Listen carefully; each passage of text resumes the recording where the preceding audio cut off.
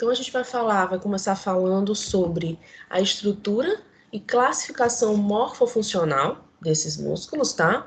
Hoje a nossa aula ela fala diretamente sobre o músculo esquelético. Só um minutinho, deixa eu ficar aqui no celular. Sobre as características desse músculo esquelético, tá? É um músculo que a gente tem a maior predominância no nosso organismo e ele está relacionado diretamente à nossa movimentação, tá? É uma musculatura que ela exige movimentação voluntária, então eu preciso ativar o meu sistema nervoso para que eu emita a função e dê a resposta para que eu consiga fazer a movimentação desse meu corpo, tá? Então, o sistema muscular, esses músculos, eles estão responsáveis pelos movimentos voluntários e involuntários, tá? A gente fala de involuntário, a gente lembra do músculo cardíaco, tá? E um pouquinho de alguns músculos lisos. Essa é a parte ativa do sistema locomotor. Então, quando a gente fala de sistema locomotor, a gente fala de sistema ósseo, do sistema articular e do sistema muscular, tá? E quando eu falo que ela é a parte ativa, é porque é através desse sistema muscular é que nós conseguimos realizar a movimentação. Então, não adianta eu ter o sistema esquelético, não adianta eu ter a articulação se eu não tiver um músculo apropriadamente efetivo para realizar o meu movimento, tá? Quando nós falamos de movimento, nós falamos também um pouquinho sobre a hipertrofia muscular e sobre o tônus muscular, tá? Que eu vou já entrar novamente falando sobre eles, tá? Essa musculatura, esse sistema muscular, ele representa de 40% a 50% do nosso peso corporal. Então, nós temos um líquido, a água, que pesa muito no nosso organismo, tá? Os líquidos corporais. Perdão. Temos o sistema esquelético, né? Que tem também o seu peso, porém, a maioria do seu peso corporal hoje, ele está relacionado à nossa musculatura, tá? Ele é constituído por fibras musculares, tá? E pelos tendões. O tendão, ele é uma musculatura, mas é uma musculatura fixa, que faz com que eu consiga acoplar esse meu músculo ao meu osso. Então, eu tenho osso, tenho músculo, e entre essas duas estruturas, nós temos o tendão, tá? Que é uma estrutura fixa. Quando a gente fala, então, retomando, falando de hipertrofia e de tônus muscular, a hipertrofia muscular hoje, ela está intimamente relacionada aos praticantes de atividade física com foco na musculação, tá? Então, é aquele menino magrelo que quer ficar bombado, tá? Qual que é o problema hoje da hipertrofia? A hipertrofia, ela tem todo o seu lado positivo e tem o seu lado negativo. O seu lado positivo, quando você começa a trabalhar esse músculo e consegue aumentar esse volume muscular, você consegue ter um tônus muscular muito mais efetivo. Você consegue ter uma segurança, você consegue ter uma firmeza nessa musculatura, tá? Então, tem gente que trabalha a musculação não para crescer, não para ficar aquela coisa bombada, mas para estruturação e para firmeza dos ossos. Exemplo, praticantes de atividade física que iniciaram a sua adolescência fazendo atividade física e por algum distúrbio, quando chega na vida adulta, ou por desgaste, né, que a gente chama de desgaste ósseo, desgaste muscular, ele acaba tendo que fazer um processo de musculação para aumentar essa hipertrofia, mas não para o crescimento, e sim para essa sustentação. Por quê? Porque ele acabou desgastando esse osso, essa camada óssea, esse tecido ósseo, no decorrer da sua vida. E aí agora o que acontece com essa paciente? Ele precisa melhorar, fortalecer essa musculatura desse osso para que a gente não venha sofrer processo de quebra e que essa musculatura ela fique mais fortalecida justamente para essa sustentação, tá? Então, hoje, os praticantes de atividade física, eles precisam dessa hipertrofia muscular, mas para fortalecimento da articulação e do osso, da camada óssea. Não necessariamente apenas para o simples crescimento dessa musculatura. Tá? Aí a gente tem aqueles adeptos da hipertrofia muscular, mais relacionados ao crescimento simplesmente estético daquela musculatura. E aí começa a adicionar hormônios ou no seu tratamento, ou por tratamento alimentar, por suplementação alimentar, ou por suplementação medicamentosa. E aí é que vem bomba de testosterona nesses pacientes, seja homem ou mulher. Aonde é que vai agir essa testosterona? A testosterona ela é líquida, tá? É um hormônio líquido. E que ele vai agir justamente no crescimento dessas fibras musculares. Tá? Essas fibras musculares elas são riquíssimas em glicogênio, tá? Que faz justamente com que esse músculo que era pequenininho aumente esse volume. Então, quando eu tenho uma riqueza de glicogênio associada a uma riqueza hormonal, e aí o foco direto é na testosterona, eu aumento esse volume de uma forma exagerada, tá? E aí é que fica aqueles meninos e aquelas meninas extremamente volumosos, bombados, que é por conta justamente da associação do glicogênio com a testosterona, tá? E aí, quando a gente fala dessa suplementação, foi o que eu falei ainda agora, pode ser suplementação alimentar, como suplementação medicamentosa direta, tá? Inserção direta do hormônio testosterona, ok? Falando então sobre esse tônus muscular, né, que é o processo de, é o estado de tensão. Só um minutinho. Poxa, não entrou já. Já entrou direto.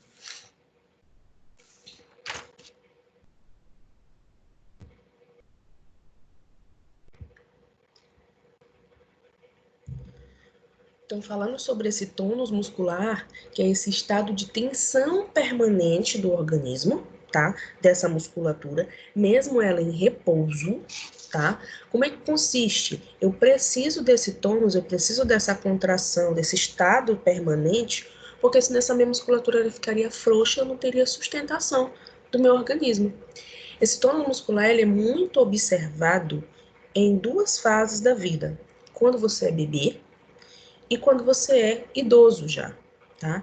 No bebê, é muito observado essa diferença nesse tônus, ou a diminuição nesse tônus, naquele bebê que ele não consegue ter firmeza ao sentar, ou não consegue ter firmeza no braço, então não sei se vocês já viram por aí, tá? É aquele bebê que quando tu tenta movimentar ele, ele já se debruça todinho, ou seja, ele não tem essa sustentação de uma forma efetiva, tá? Daí eu não estou dizendo que a gente vai começar a praticar atividade física nesse bebê para que ele venha a ter essa capacidade desse tônus muscular dele de uma forma efetiva, tá? Tem que se observar se não foram fatores genéticos que estão relacionados a esse tônus muscular, tá? O que pode acontecer, que na maioria das vezes acontece por alguma deficiência genética ou por alguma deficiência de metabolismo, essa musculatura desse bebê ela se torna frouxa, tá? E aí eu tenho a diminuição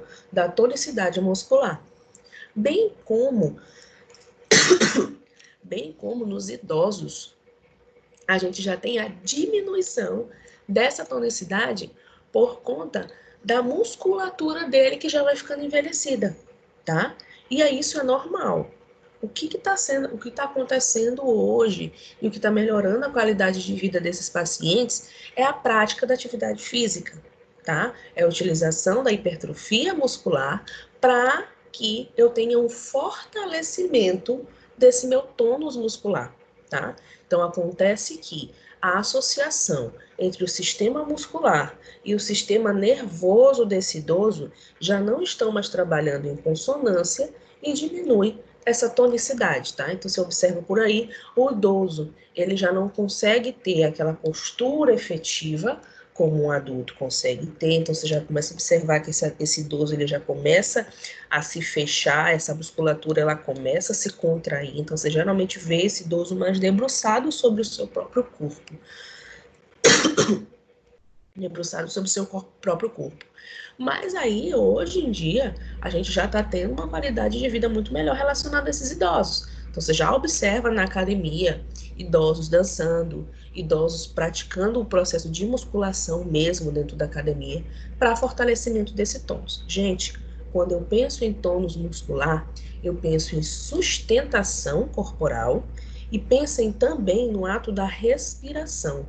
Se você consegue ter um fortalecimento da sua musculatura torácica, tá? E esquelética propriamente dita por completo, você além de ter sustentação, você tem um processo de respiração muito mais efetivo.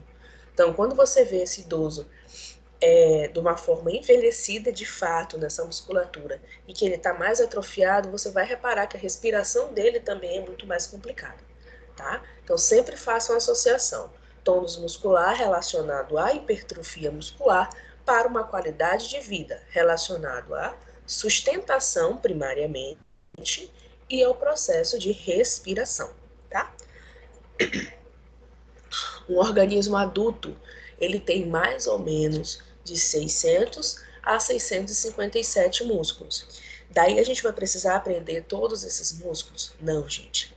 Isso aí é coisa de louco. Me dei só um minutinho.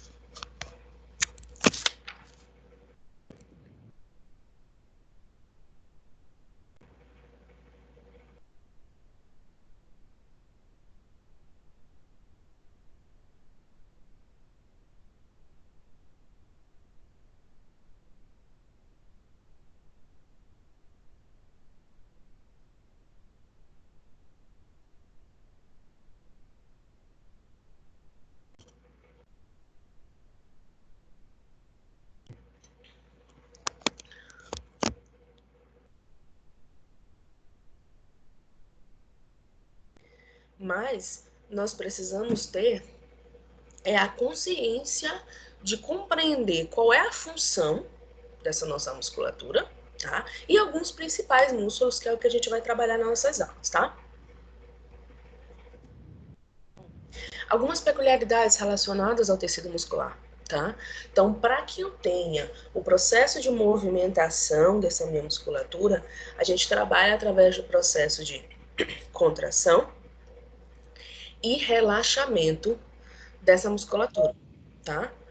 Contração, o que seria essa contração? É a propriedade do tecido, é a função, a forma que o tecido tem de se contrair, tá? De se fechar. E a elasticidade, o relaxamento, então, é a propriedade desse tecido de se distender, tá? Então, eu trabalho com contração e relaxamento. Enquanto uma musculatura ela está se contraindo, a outra está relaxando, tá? Então, é um processo bem dinâmico. Então, eu trabalho sempre com a associação de musculaturas. Uma está se contraindo e a outra está se relaxando, que é como a gente mostra aqui, ó. Uma musculatura está sendo contraída e a porção inferior dela está sendo relaxada. Então, é assim que a gente trabalha, tá? Contração e relaxamento. Como é que acontece esse processo de contração e relaxamento? Ela é envolvida diretamente aos processos relacionados ao sistema nervoso central, tá? Então, eu tenho ativação dos meus neurônios sensitivos, que passam essa informação para os nossos neurônios de associação, e em resposta, a gente tem a liberação através do neurônio motor dessa movimentação, tá? Isso quando a gente fala de musculatura de movimentação voluntária, tá? Então, eu penso em movimentar o meu braço, né? Eu penso em contrair essa minha musculatura. Então, neurônio sensitivo passa a informação para o neurônio de associação e, em resposta, o neurônio motor faz o ato de tu movimentar essa tua musculatura, tá?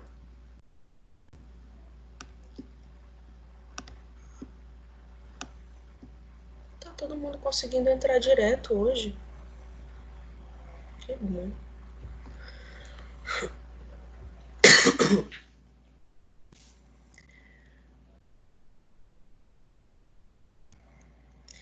E aí sim, com relação a essa nossa musculatura também, e que é o que é fantástico isso, é justamente essa capacidade dessa musculatura em aumentar, em crescer, em esticar, em estirar, né?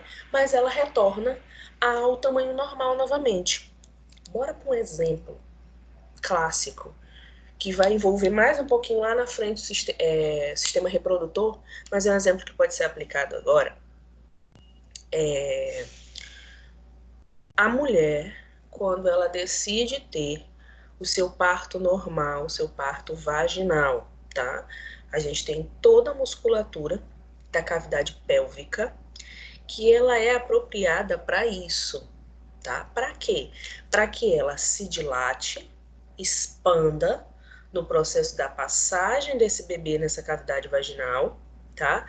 E posteriormente ela se fecha novamente, tá? Então, o clássico ali é a, a musculatura do útero, né? Que a gente chama de endométrio. Ela foi feita para isso. Para quê? Para fixar esse bebê e ela se expande durante o processo da gestação desse bebê. Ele se expande, tá? Para localizar esse bebê, para fixar esse bebê, e a cavidade vaginal depois, através do colo do útero, que se dilata por completo, a cavidade vaginal, que também se dilata por completo, passa esse bebê. Mas meu marido disse que, ou então escutei de não sei quem, que essa musculatura ela não volta ao normal. Mentira, ela volta, tá? Ela volta sim. Lógico que, essa mulher ela teve 5, 6, 10 partos vaginais. Essa musculatura ela vai voltar? Vai, mas ela vai se tornar levemente frouxa, tá? Pensa nessa musculatura como um balão. Tu enche esse balão, tu infla esse balão.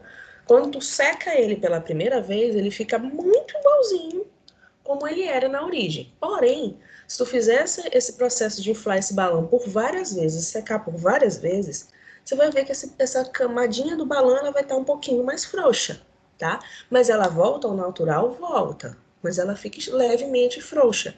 Então, assim a gente teria a comparação a essa musculatura relacionada ao sistema reprodutor, tá? Então, ela retorna, sim, à sua forma e ao seu tamanho normal, tá?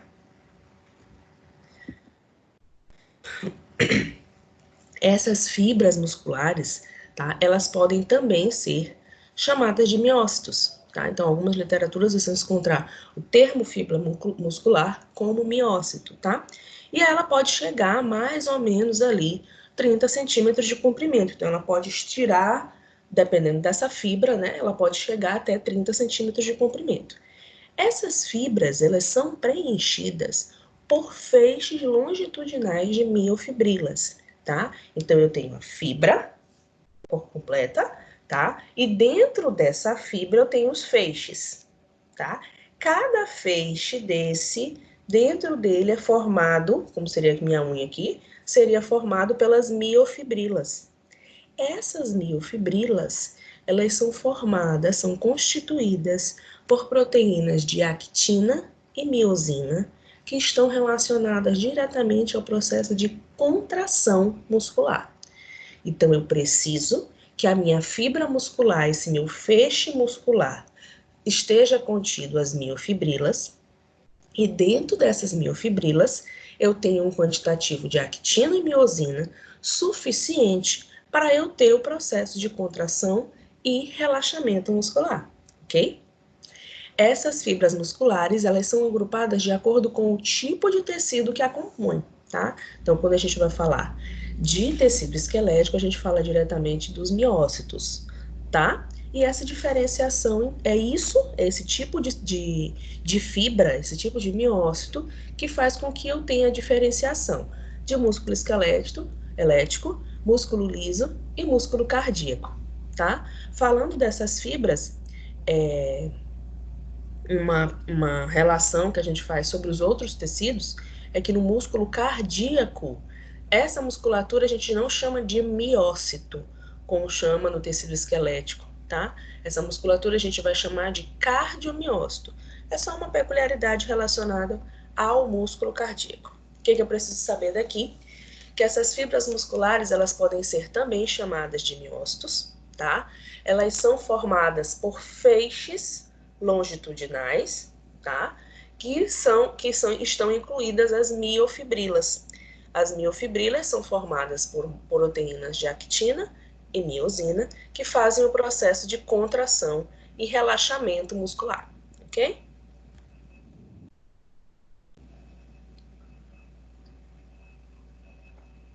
Essas fibras musculares estriadas esqueléticas, então, é o que forma o músculo esquelético, tá? São fibras longas, como demonstra aqui na imagem, tá? De formatinho cilíndrico, e elas são multinucleadas, tá? E esses núcleos a gente encontra geralmente na periferia dessas células, tá? Então aqui a gente tem a imagem desse tecido muscular esquelético, visualiza aqui essa fibrazinha longa, no formato cilíndrico, ou anucleadas não, multinucleadas, e com o núcleo sendo visualizado na periferia, tá? Esses núcleos, eles também têm um formato elíptico, tá? Em conformação à posição desse músculo esquelético, tá? Também no formato longitudinal. Aqui eu mostro para vocês a estrutura desse músculo estriado esquelético, tá? E observando cada feixezinho de fibra. Então aqui eu tenho um músculo por completo.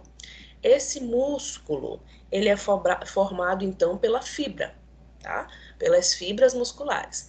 Bom, dentro dessa fibra, nós temos os fascículos musculares, tá? Que é o feixe de cada fibra, tá? Esses feixes de fibra, foi o que eu mostrei ainda agora para vocês, eles são formados por miofibrilas.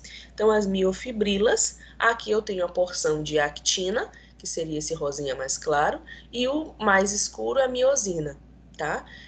É a presença desse quantitativo de actina e miosina é que me leva à contração e ao relaxamento desse músculo, tá? Se eu não tivesse essas miofibrilas, eu não teria o processo de contração e relaxamento dessa musculatura, tá? Então, a musculatura é formada pelas fibras musculares, que é formada por cada feixezinho de fibra. Dentro desse feixe de fibra, nós temos a miofibrila. E as miofibrilas são formadas por actina e miosina, tá? Que é o que promove a contração e o relaxamento muscular. Então, esses feixes de fibras estão organizados em grupo de feixes, que eu acabei de falar para vocês. Eles são envolvidos por uma camada de tecido conjuntivo, tá? Que é o que dá também o fortalecimento dessa musculatura esquelética, esse tecido conjuntivo, tá? Ele é formado pelo epimísio e pelo endomísio. O epimísio, os dois são camadas de tecido conjuntivo. O epimísio é a porção mais externa, tá? É a camada de tecido conjuntivo mais externa. E o endomísio é o que cobre cada feixezinho de musculatura. Então vamos lá. Desse epimísio partem finos septos de tecido conjuntivo que se dirigem ao interior do músculo, separando os feixes. A porção externa, então, desse tecido conjuntivo é chamada de epimísio. Algumas literaturas ainda fazem a divisão, a subdivisão desse epimísio, dividindo ele então em epimísio, porção externa, e perimísio, a porção intermediária, tá? E o endomísio é o que está circulando cada feixe. Então seria o epimísio, camada de tecido conjuntivo que recobre toda a fibra por completo. O perimísio estaria entre o endomísio e o perimísio, e o endomísio, ele protege cada feixe. Então, epimísio protege toda a estrutura, toda a fibra, e o endomísio protege cada feixe, tá? De musculatura. E aí, como eu falei ainda agora para vocês, esse tecido conjuntivo, então, ele tem a função de manter as musculaturas, de sustentar essa musculatura unida, esses feixes unidos, tá? Para que eu não venha ter o afrouxamento dessa musculatura no ato da contração e do relaxamento, tá? Então, aqui eu mostro para vocês, ó, o osso, tá? Eu preciso dessa musculatura para que eu tenha essa movimentação. O tendão, ele é formado também por músculo e ele é chamado de musculatura fixa, tá? Porque através dele é que eu não consigo ter a separação entre o músculo propriamente dito e o osso. É através do tendão que eu consigo ter o processo de fixação de uma parte desse músculo para que o restante consiga fazer o seu movimento, tá? Aqui eu mostro para vocês as camadas de tecido conjuntivo, tá? O epimísio, que eu acabei de falar para vocês, então ele recobre todo o feixe, ou perdão, toda a fibra, tá? Então aqui eu tenho o epimísio, o perimísio, tá? Que veio da subdivisão do epimísio, tá? Cadê minha seta? Então o perimísio, ele recobre por dentro essa fibra, tá? A fibra por completo. E aí a gente vai para o endomísio. Então, o endomísio, ele vai cobrir cada feixe, ó. Então, cada pontinho desse aqui é um feixe é um feixe da fibra muscular. Então, o endomísio, ele recobre cada feixe, tá? Aqui eu tenho o fascículo, tá? E aqui eu tenho o sarcolema. O fascículo, ela é uma camada de tecido muscular que protege cada feixe, tá? Então, eu tenho o tecido conjuntivo, mas eu também tenho uma fina camada de tecido muscular que protege cada feixe, tá? Então, ele é chamado de fascículo. E o sarcolema já é falando dentro dessa célula, tá? Então, é a camada citoplasmática, aliás, a membrana citoplasmática dessa célula, tá? Que é onde a gente vai encontrar os núcleos e dentro dessa célula nós vamos encontrar, então, a miofibrila, que está relacionado à actina e à miosina para contração e relaxamento, tá? Então, aqui, epimísio, perimísio e endomísio é camada de tecido conjuntivo. Serve para quê? Para unir essas musculaturas, esses feixes e formar as fibras musculares. Epimísio, perimísio e endomísio, camada de tecido conjuntivo, tá? Fascículo é uma uma fina camada muscular que faz a proteção de cada feixe, tá? E o sarcolema, ele está relacionado, ele é, na verdade, a membrana citoplasmática, que recobre esse feixe, ok? Beleza por enquanto?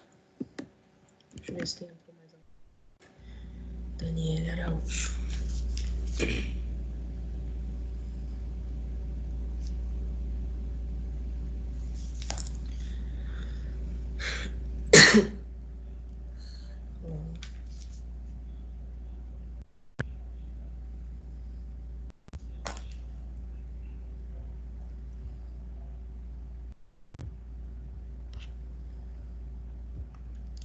Daí a gente classifica essa musculatura esquelética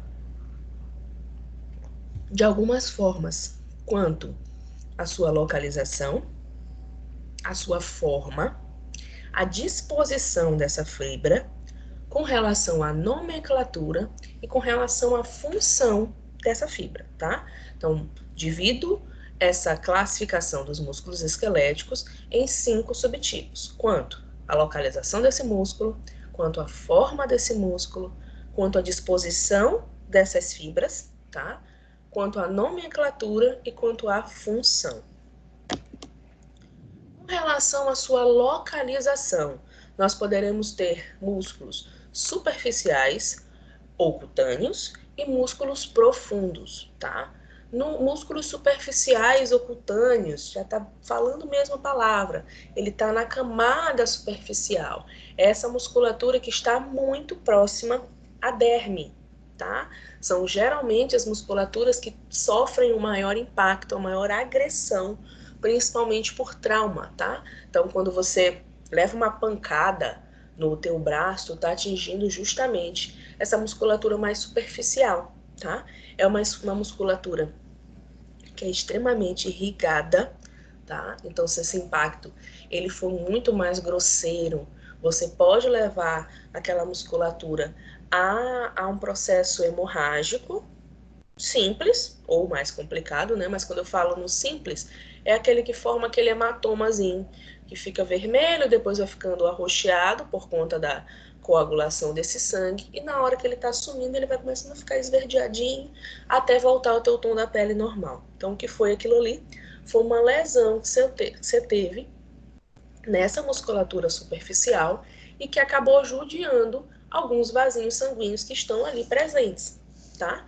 Então, essa musculatura, ela encontra-se abaixo da pele, bem abaixo dessa derme, tá? Com uma de suas inserções na camada profunda na derme, que é justamente para eu ter ativação ali do meu sistema nervoso, tá? Inserir ali os meus neurônios. Essa musculatura, a gente encontra ela no crânio, tá? E na face, pescoço e mão, tá? E a musculatura profunda, então elas estão geralmente localizadas na proximidade mesmo dos ossos, abaixo dessa camada superficial, tá? Então nós temos superficial e abaixo da superficial nós temos a profunda, ok? Com relação à forma, pode ser encontrada essas fibras em paralelo, tá? Ou em oblíquo, que seria encontrar essa fibra em paralelo, tá? Elas definem os músculos longos e os músculos largos, tá? Então, essa musculatura relacionada ao nosso fêmur é uma musculatura paralela, tá? Porque a gente tem uma musculatura ali extremamente longa e larga também, tá?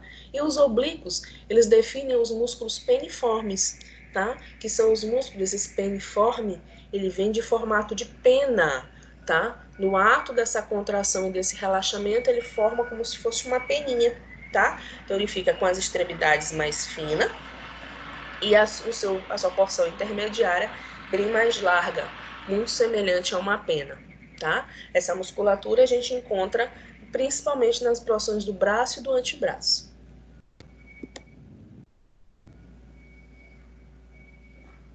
Com relação à disposição dessa fibra, tá? Então, ela pode estar reta ou pode também estar oblíqua. Quando a gente encontra ela na disposição reta, essas fibras se encontram, então, em paralelo à linha mediana, tá?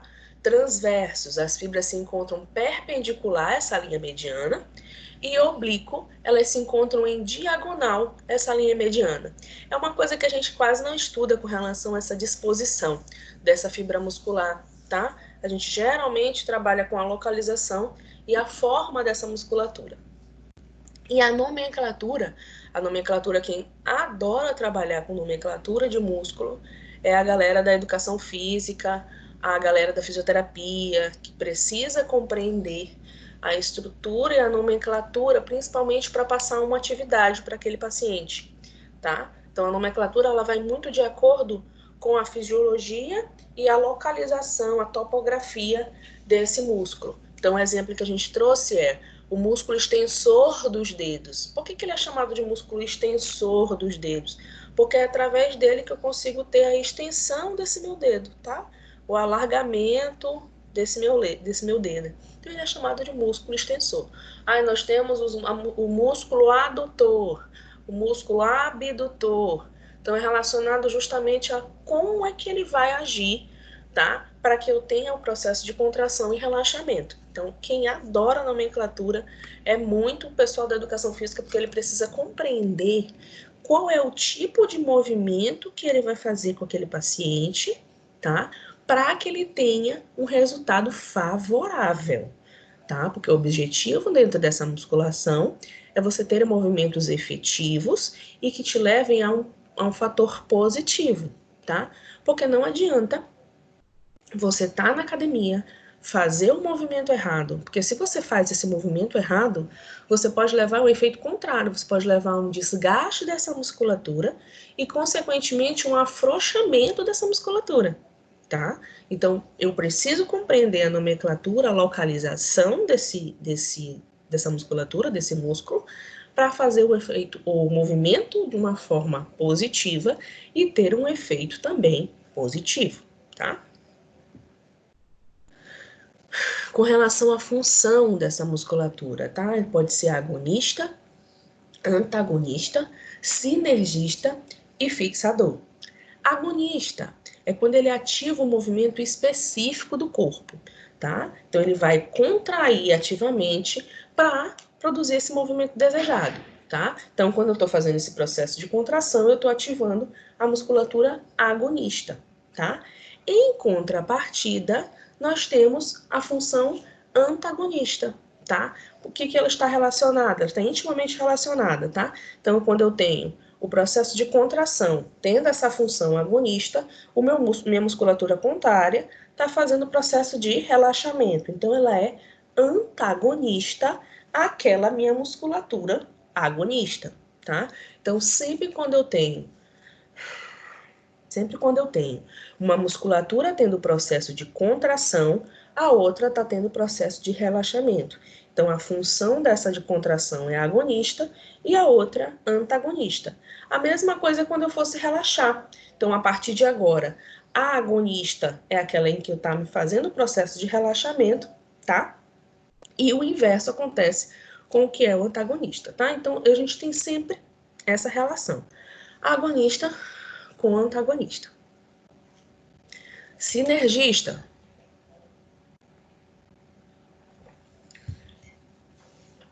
Auxilia a movimentação principal do músculo ou estabiliza as articulações para que não ocorram movimentos incorretos durante a ação principal.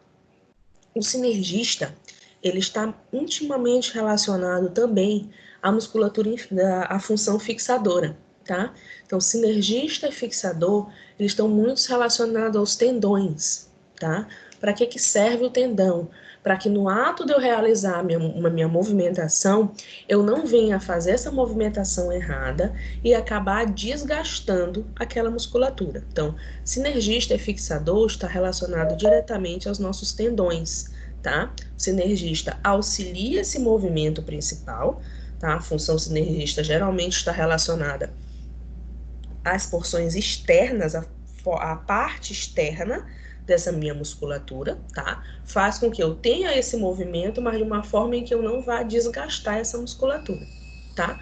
E o fixador, então, fixa de fato aquilo ali e está relacionado diretamente aos nossos tendões, tá?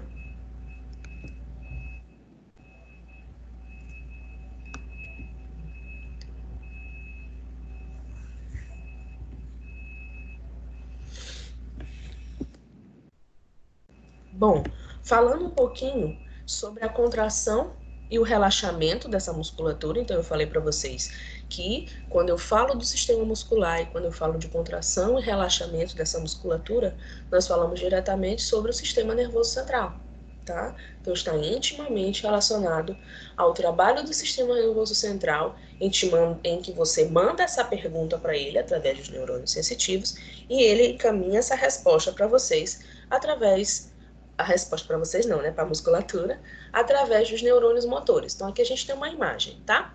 Onde eu coloco, aqui eu acabei de colocar, esquecendo de colocar bem aqui.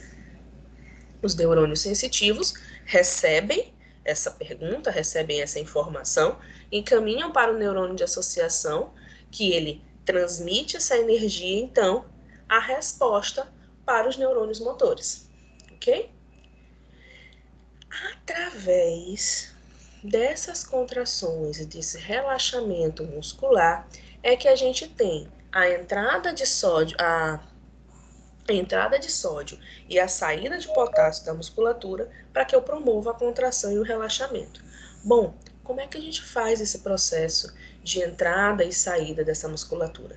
Ela é feita através entrada e saída do sódio e potássio nessa musculatura. Ela é feita através das miofibrilas, tá? Onde as miofibrilas têm actina e miosina, tá? Então, aqui eu mostro para vocês a actina, tá? Que a gente chama de microfilamento ou filamento fino, e a miosina, que tem essa porção mais rosinha aqui, que seria o nosso filamento grosso. Como é que acontece esse processo?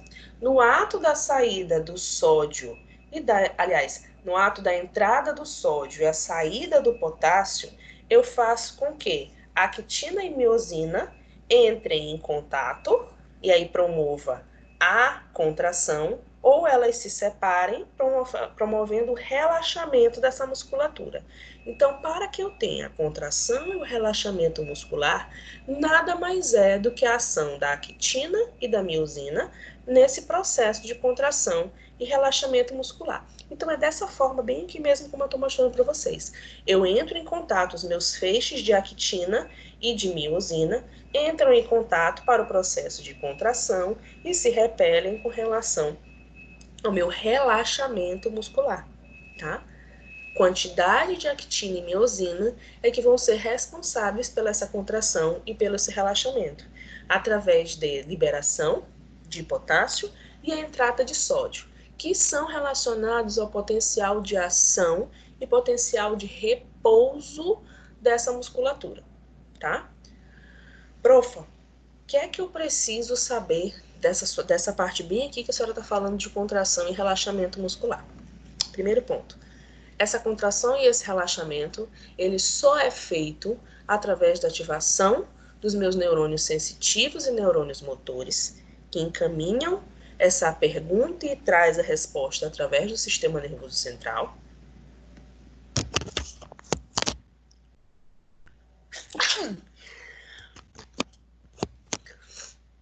Essa resposta através do nosso sistema nervoso central, tá? Bem como eu preciso das miofibrilas para ativar a quitina e miosina nesse processo de contração e relaxamento muscular. Como é que eu faço isso? Através dos potenciais de ação, onde eu tenho a entrada do sódio e a saída do potássio dentro dessa minha musculatura. Eu só consigo fazer isso porque eu tenho a actina e miosina para fazer, que são proteínas que fazem o processo de contração e relaxamento dessa musculatura, ok?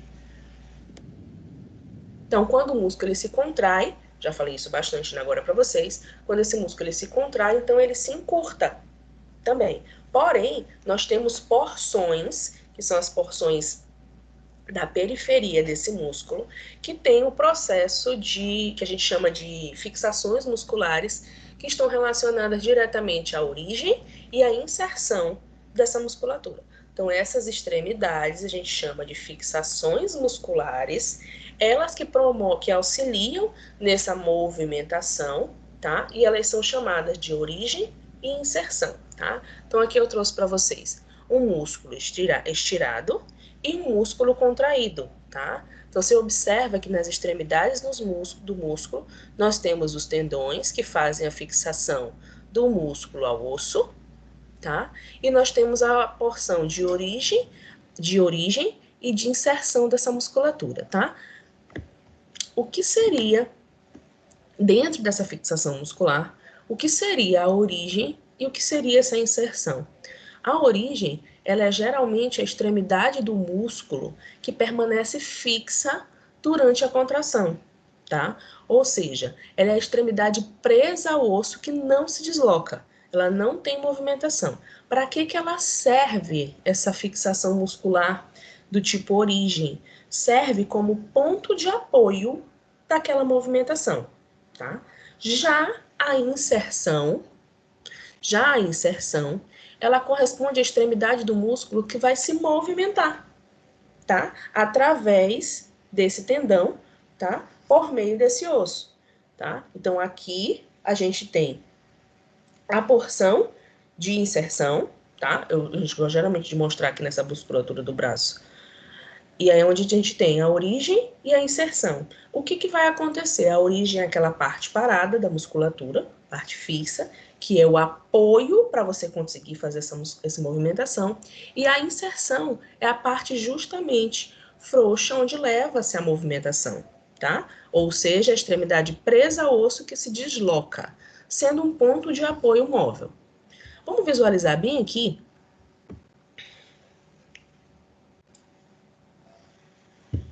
Aqui a gente tem algumas coisinhas que podem ser faladas nessa imagem, tá? Então aqui ele mostra a musculatura do braço.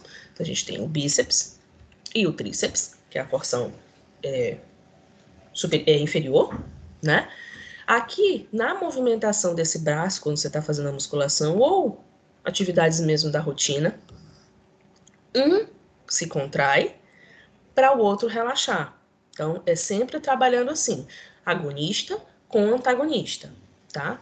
Nesse processo de movimentação desse teu braço, então, quando um está relaxando, quando um está contraindo, o outro está relaxando. Porém, eu preciso ter os pontos de fixação dessa musculatura para que eu venha movimentá-la, tá? E que esse músculo ele não saia, não se desloque dessa camada óssea, tá? Então, eu tenho a origem, que seria o nosso ponto 1, e aqui eu tenho a inserção, tá? Essa inserção, então, a gente chama, ela se desloca por esse osso, ela não é fixa aqui. O que é fixa aqui é a origem, ela não se mexe, tá? Então, ela é fixa para que eu consiga ter a movimentação da minha inserção e, consequentemente, ter a movimentação da minha musculatura. Então, quando a gente chama esse ponto da periferia aqui de inserção, é porque ele vai se movimentar nesse osso. Para quê? Para que eu tenha justamente a função de movimentação dessa minha musculatura, tá? Então, a origem seria essa porção fixa, que ela é que segura a movimentação da inserção, tá? Onde essa inserção ela vai ser fluida, ela vai caminhar dentro dessa camada óssea através do tendão para que eu consiga ter o movimento de contração e de relaxamento dessa minha musculatura, tá? Aqui no tríceps relaxado, nós também temos a porção de inserção e a porção de origem e a porção de inserção, tá? Onde ele vai correr por esse osso para ter essa movimentação efetiva de fato pela musculatura, tá? Então, dentro do meu processo de contração e relaxamento, nós temos as fixações musculares. Essas fixações musculares são chamadas de origem e inserção. A origem é a porção da musculatura que é fixa e que auxilia a movimentação.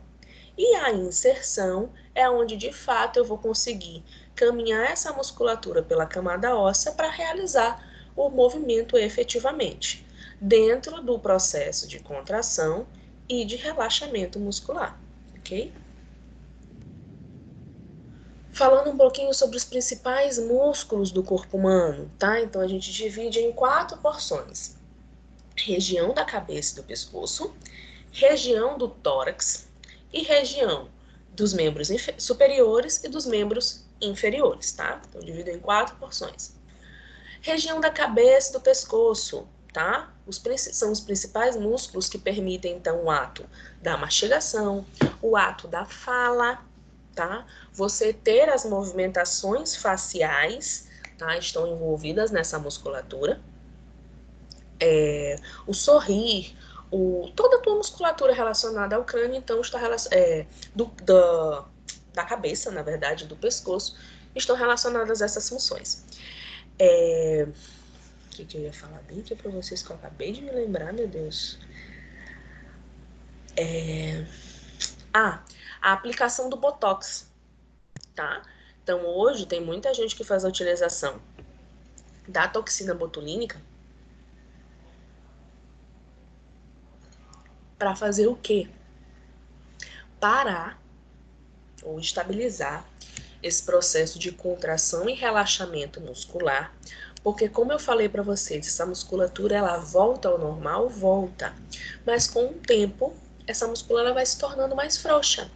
E aí você observa os famosos pés de galinha, o famoso bigode chinês, né, que algumas pessoas chamam, que são justamente as expressões faciais que são muito fortes.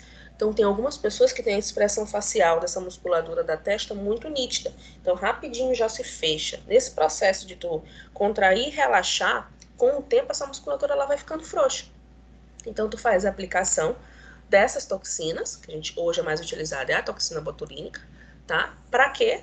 Para parar esse processo de contração e relaxamento e você ficar com a cutis bela, tá? Então, quando eu introduzo essa toxina, eu paro esse processo de contração e relaxamento, ou seja, eu estabilizo a actina e a miosina e deixo elas completamente, a miofibrila, completamente estabilizada, parada. É óbvio que essa toxina ela não é ad eterna, tá? Então, com o tempo, ela vai sendo solubilizada, aliás, ela vai sofrendo o processo de dissolubilização, na verdade, né? E vai sumindo, vai sendo eliminada. E aí, posteriormente, você tem que introduzir novamente um quantitativo maior dessas toxinas, tá? Cuidado na utilização dessas toxinas. Você tem que colocar ela com profissionais adequados, que saibam aonde aplicar de fato essa toxina, porque dependendo da localização, dependendo da musculatura em que você aplicar essa toxina, você pode levar a uma paralisação dessa musculatura que pode estar relacionada à tua respiração, tá? Então, geralmente, não se aplica a toxina botulínica nessa porção, principalmente do pescoço. E caso você venha aplicar, ela tem que ser extremamente cautelosa, tá? Porque se você parar com essa musculatura, você pode comprometer a respiração. E aí, tchau, né? Ok? Alguns exemplos dessas musculaturas. Então, a gente tem a musculatura frontal, que é onde geralmente é aplicada o botox, tá? A musculatura temporal, musculatura orbicular, masseter, que está relacionada aqui diretamente à nossa mastigação, tá? E ao esternocleidomastoide, esse menino bem aqui, tá? Esse menino bem aqui é que a gente tem que tomar muito cuidado, porque além dele estar relacionado com o processo de mastigação, ele também está relacionado diretamente à respiração, tá?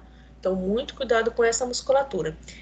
Alguns fisioterapeutas trabalham para o sistema, como na fisioterapia respiratória, na verdade, justamente trabalhando em cima desse externo, tá? Para fortalecer essa musculatura e aí a pessoa conseguir respirar melhor, consequentemente, para os cantores, isso é fundamental, ter uma vocalização muito mais acentuada, tá? A professora acho que vai começar a trabalhar a respeito dessa musculatura também, porque quando a gente fala demais, a gente precisa ter essa musculatura fortalecida para que eu tenha a gesticulação, eu consiga falar e me emitir os sons também de uma forma adequada, tá? Bom, principais músculos da cabeça, nós temos cabeça e pescoço, nós temos frontal, temporal, orbicular, masseter, tá? Relacionado à mastigação, e o externo, que é relacionado à mastigação e à respiração. Na região do tórax, abdômen e torso, tá? Então, quando a gente fala da respiração propriamente dita, o ato de inspirar e de respirar, eu preciso ter essa minha musculatura do tórax e do abdômen fortalecida. Então, quando o teu professor de educação física, o teu personal, ele pede para você fazer as atividades relacionadas ao tórax ou abdômen, além de você ficar com aquela barriguinha sarada, você auxilia na sustentação e na respiração, gente. Quem tem a musculatura do tórax e do abdômen fortalecida, consegue respirar muito melhor. Então, não sei se vocês já ouviram por aí que as pessoas pedindo, olha, contrai o tempo todo tua barriga, que quando tu consegues trabalhar em cima dessa contração do teu abdômen, tu consegues respirar melhor. Tu consegue fazer com que a musculatura do tórax, ela também fique mais fortalecida e você consiga respirar melhor, tá?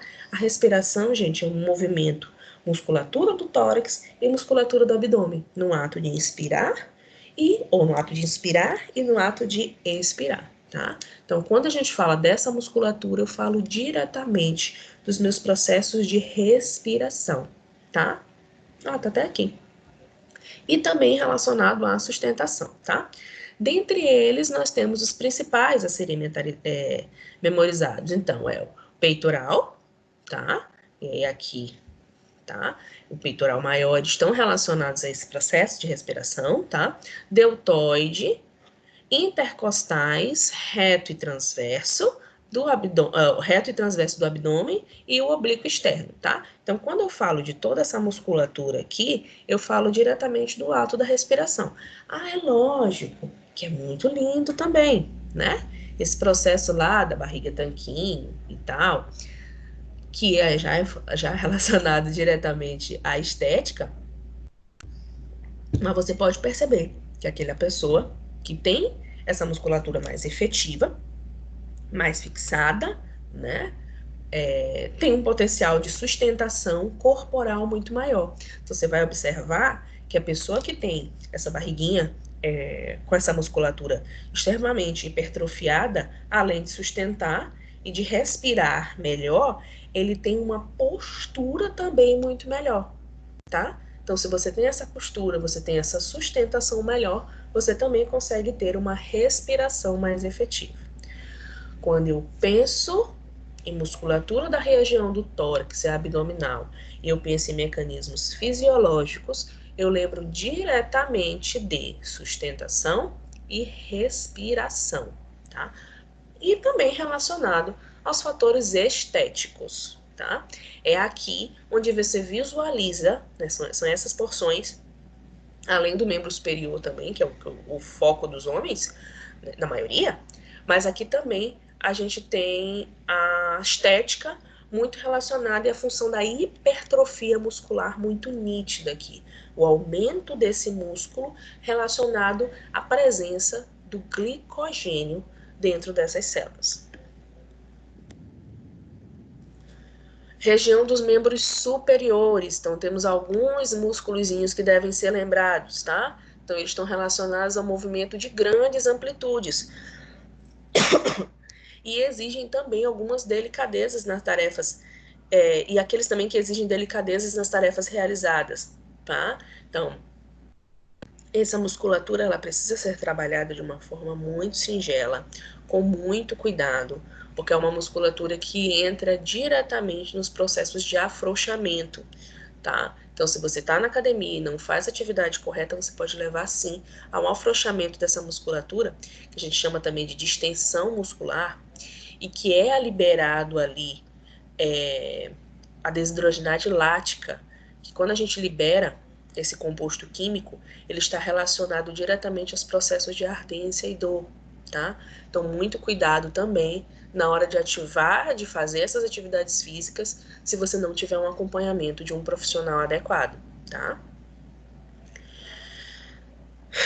Os principais músculos, então, relacionados, tá? São trapézio, deltoide, o bíceps, além do tríceps, que é onde a gente visualiza nitidamente a função antagonista e agonista, tá? Bráquio radial e lumbricais. Então, aqui você visualiza, ó, trapézio, tá? Onde a gente tem esse processo de contração e relaxamento, além da sustentação também relacionado à respiração, tá?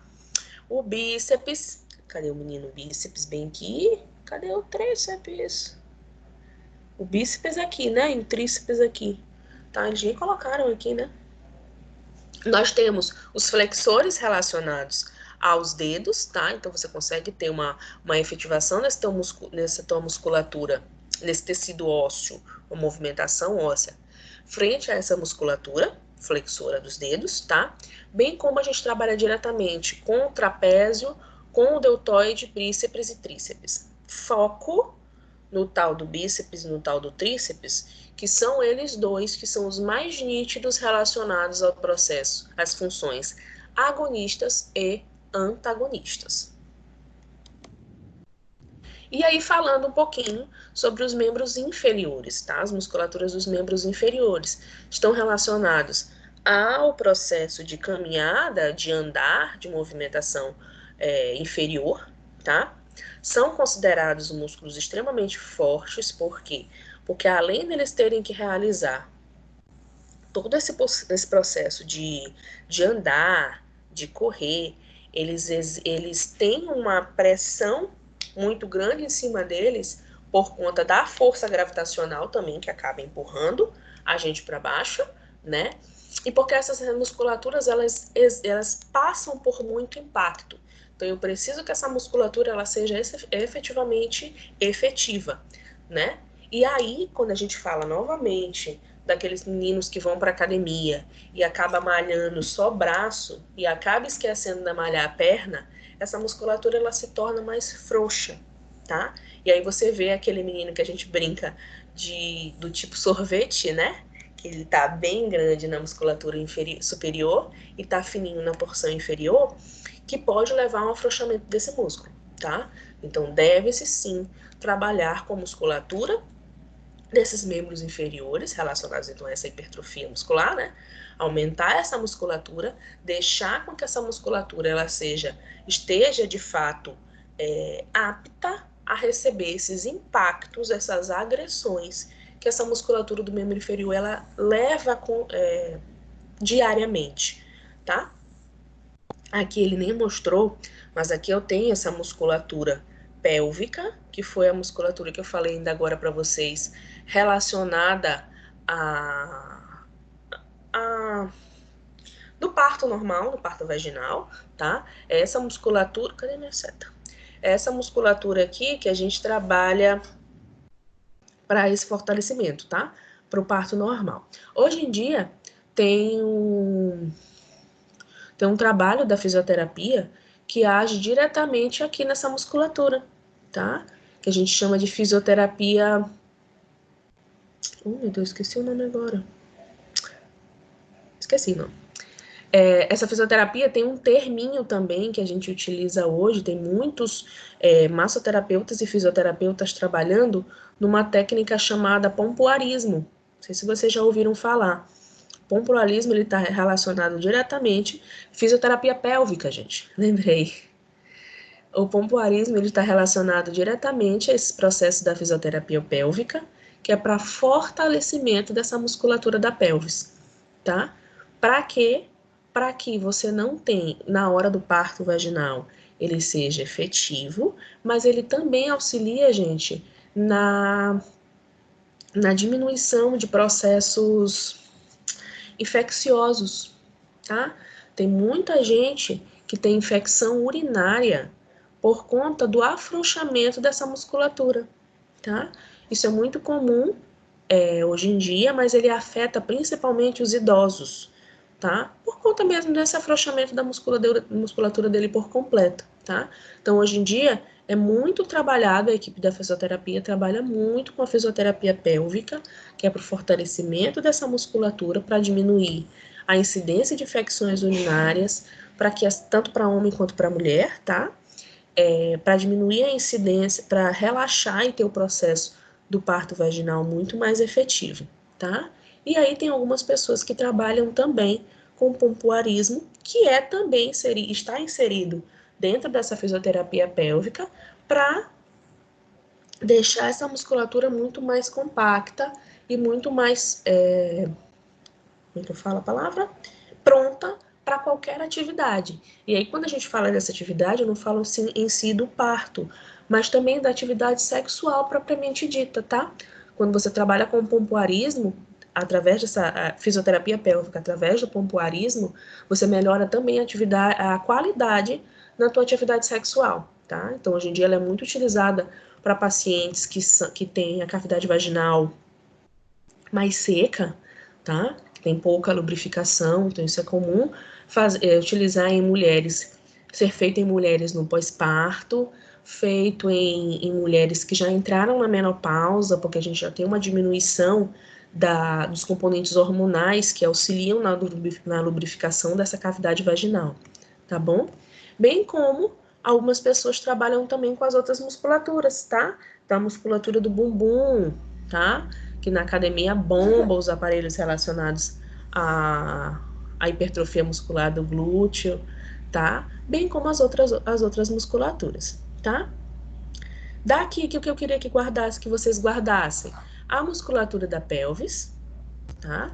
Que está relacionada a esse fortalecimento da cavidade pélvica, e a musculatura do glúteo, tá? O glúteo. Bom, era isso. Temos algumas atividades, mas essas atividades elas não serão entregues hoje, tá? Vocês têm que me encaminhar essa atividade até quinta-feira da semana que vem, tá? Então vocês vão encaminhar, eu vou inseri-las no portal, tá? Igualzinho como a gente inseriu a prova, a atividade oficial 1, eu vou inserir ela lá como um quizinho e vocês têm que me entregar essas duas atividades no próprio portal, tá? Vocês têm que me entregar até quinta-feira, tá? Então, quinta-feira, 23h59 é o último prazo. Virou sexta-feira, eu clico lá no botãozinho e aí cancelo a visualização da atividade para vocês, tá? Então, vocês terão uma semana para entregar essa atividade. Em que consiste essa atividade? São duas perguntinhas bem de boa, tá? Quais são as principais características fisiológicas do músculo estriado esquelético e onde esses músculos podem ser encontrados no corpo humano? Tá? Eu não quero só um exemplo, não, tá? Quero mais de um exemplo. Questão 2. Dependendo de sua localização, os músculos eles podem ser classificados em superficiais ou profundos. Diferencie-os citando exemplos, tá? Então é a segunda questão. Duas questõezinhas bem de boa, tá? Quero que vocês tragam para mim até quinta-feira que vem. Alguma dúvida? Trauma? Professora? Gritos? Diga. Não é uma... Na verdade, eu perdi dia 24, eu busquei, só que eu não encontrei nenhuma plataforma. Porque no caso do professor Irã, a gente escreve Irã Reis, eu já encontrei ele, me inscrevi para assistir a aula, mas no seu caso eu escrevi o seu nome no YouTube com um primeiro sobrenome, com um segundo, de todas as formas, e aí eu não encontrei a aula. Desculpa, tá? Desculpa, tu não vai encontrar com o meu nome, porque eu acabei incluindo, só um minutinho.